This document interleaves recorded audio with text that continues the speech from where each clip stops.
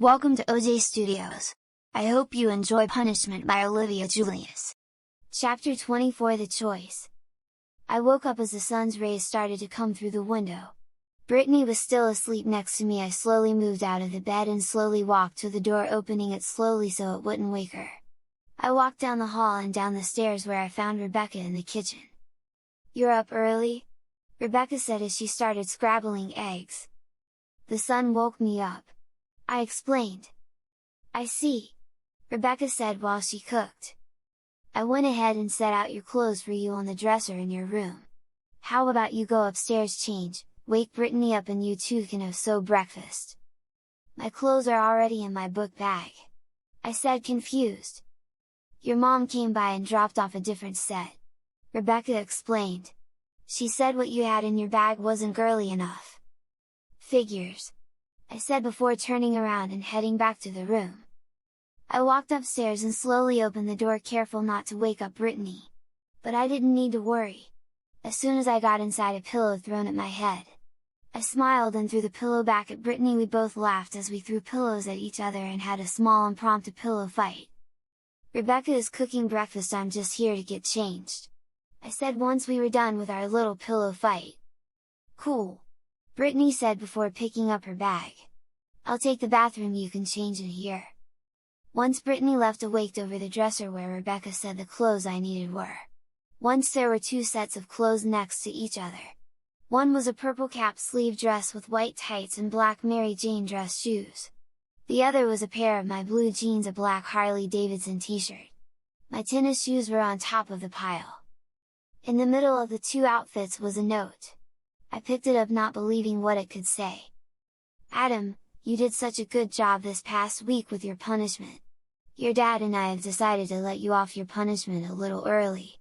Today we are giving you the choice: boy clothes or girl clothes. Love. Mom." "This is it," I said, whispered so I could only hear myself. "This is my punishment is finally over." I took the boys' clothes, they were familiar to me. But then I stopped. I looked over to the girl clothes. My boy clothes were familiar, but the dress looked so inviting, and since the weather was getting too warm, it's almost a short season, the dress did seem more ideal for the long car ride back. Plus, I liked the open feeling of the dress and the sway of the bottom around my legs. So, should I just wear the dress? What should I do? "Amanda?" I heard Brittany say behind me. I looked behind me. Brittany was already dressed, wearing a pink t-shirt with the silhouette of a ballerina on the front of it and a denim skirt. "Are you okay?" Brittany asked, walking over to me. I handed her the note and she quietly read it. "So, what are you going to do?" she asked. "Are you wearing boy clothes or girl clothes?" "I don't know," I admitted. "What do you think?" "It's not up to me," Brittany said.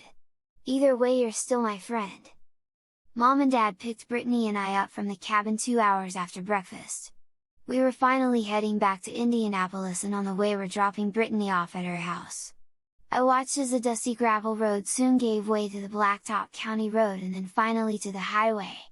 As soon as we hit the highway, I looked away from the window and down to my legs. I pulled at the tights as I smiled a little. It had only taken another minute of thinking before I decided to just wear the dress and be Amanda just for one more day. Brittany took my hand and smiled. "I'm going to miss you, I can't wait to see you next year," she whispered. "Same," I said. Dad pulled up the car to her house and she got her stuff gathered up.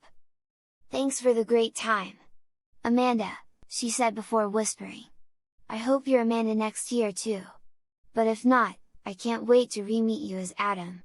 She leaned into me and gave me a small hug. "Bye," I whispered, wishing that she didn't have to go, wishing that she didn't live so far away, and hoping that next year would come faster. "Bye," she repeated before turning around and running back to her house.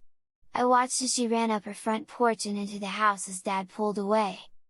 "Next stop home," Dad said. But I didn't react, instead I just looked down at the white tights that were covering me legs.